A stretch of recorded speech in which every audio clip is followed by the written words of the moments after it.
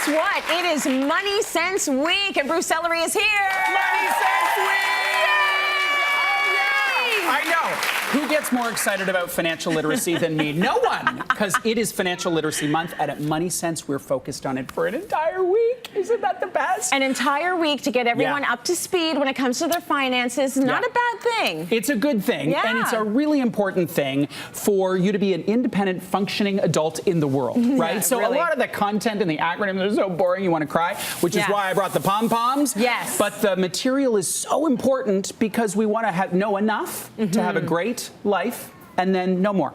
And so then don't focus enough. on it. Yeah, that's just enough. Just a little bit. So let's say you're doing that all-important thing, which is finding and buying a house. Oh, there are yeah. people in that position right now. Yes. We want to focus on that for our chat today. Yeah. So you see the house and you love the house. Love the house. Can I afford this house? Very big and very important question. For some people, it's their first house. For some people, they've got a house and they want to move to a nicer house with Korean countertops. That's right. And you need to know that there are two perspectives that you need to answer that question from. First is from the lender's perspective. Okay. So you go on and do the little calculator, you talk to someone, and they're answering that question from the perspective of, will you default? Yeah. Will you be a profitable customer? And so they're looking at income and assets and liabilities and credit score and all that stuff.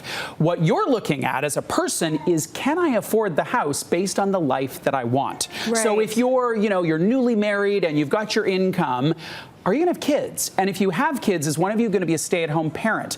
Are you someone who gets a pension at work? And if you don't, you need to save for retirement. So as an individual, you need to think holistically about all those different expenses to see whether or not the mortgage payment, which is just a teeny tiny part of it, oh, it's a big in dollars, but it's not at the whole picture, whether or not it's going to work. Okay, so where do you start then with this whole situation? Well, you start, so the great mortgage specialists and brokers, they will help you do a real cash flow. But if they don't, or if you want to show up prepared, you want to look at some of the one-time items and some of the ongoing ones. Okay. The big one-time ones that surprise people, especially if they haven't done this before, closing costs. Depending on where you live, land transfer taxes can be an enormous thing. Yes. Legal fees, that kind of stuff. Also, you got to move. Even if you're moving from your parents' basement, if you don't have a couple of friends in a pickup truck, you've got a moving expense there. And I suggest if you're over 30, don't use a couple of friends to pickup truck. The time has passed. Can you just hire the movers Don't cut your own hair. Please don't ask me to do that. Yeah, exactly.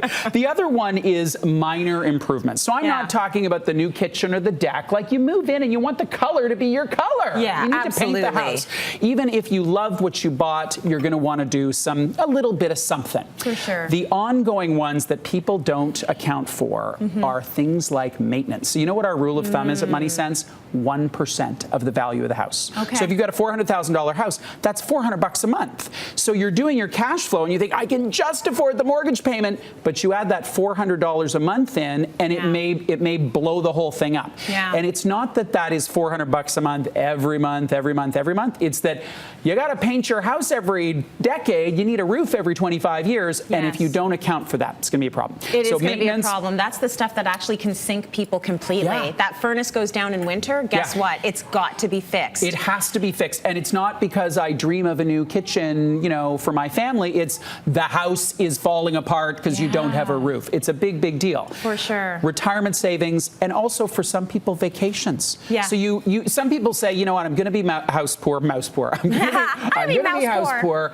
And other people say, I'm not willing to make that trade-off. Right. So I'm not maybe going to buy I might buy a smaller house knowing that I can take my one vacation a year or whatever it is. Just go in with your eyes wide open, because it's so easy, especially in this market. I mean, buying a house in a major center in this country is unbelievably expensive. So just go in with your eyes open about the trade-offs that you're going to need to make. Let's talk about down payments, because that is often something that stops people from going there. Yes. Or maybe people think this is not such a barrier. I'm just going to put, I don't know, 5% down and call it a day. Yeah. Here's the thing about the down payment. Number one, interest. So you'll pay less interest if you owe less. So that's a big rationale for having a larger down payment.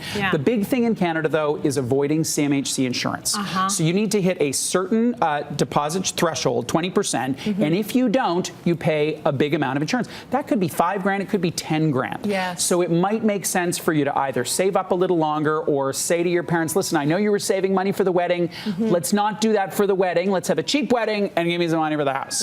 The third reason is practice, practice, practice. Right. If you've been unable to save for a down payment, what on earth makes you think like you're going to be able to pay your mortgage every month? You're It's crazy. true. It's just never going to happen. Whereas if you've been disciplined and saved for that down payment, it makes more sense that you've got the wherewithal to pay that mortgage. Yes, I remember when we were in that situation, I just said, you know what? No clubs for me.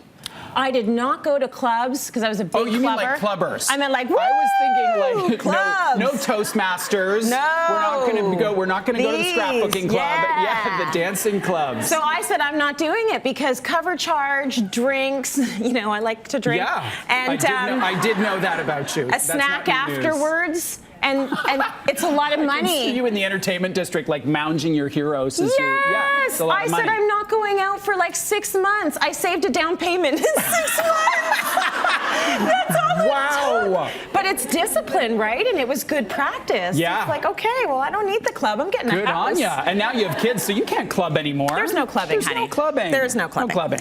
Okay, so you got the down payment. You've been smart about that. Let's talk a little bit about interest rates because they are so low right now. So low. And you and I are very young. We couldn't possibly remember the 80s. Some of you may remember the 80s. There was a time when, rates of 18%. You remember. Some of the people with gorgeous silver hair are nodding and saying, I remember 18%. Yes. So for many homeowners who are thinking, yeah, my rate's about 3%, what's practically free, the long-term average is around 6, and they have been, in this country, 18. Now, no one's saying they're going to 18, but if they go to 6, let's just say they go to 6, your monthly payment when you renegotiate could go from $1,900 to $2,600. That's a huge jump. Enormous jump. And if you haven't got the flexibility, so say it's not in 5 years, say it's in 10. Yeah. What happens in 10 years? Where's that $700 a month coming from? I don't know. Because at that point, you've stopped clubbing anyway. There's no slack there. It's like nothing happening.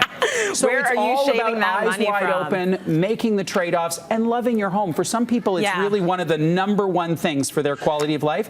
For other people, it's not. It's travel, it's clubbing, it's other things. That's right. So make those choices. Okay, I love that. We've got more information on Money Sense Week on our website, cityline.ca. And also, if you've already moved into your first home and you have any decorating questions or designers, our designers can help. This is going to save you money. Yeah. So instead of going out and hiring someone right away, take a shot or a picture of that room that you were having problems with. Send the video. You can upload it to us at cityline.ca/submit.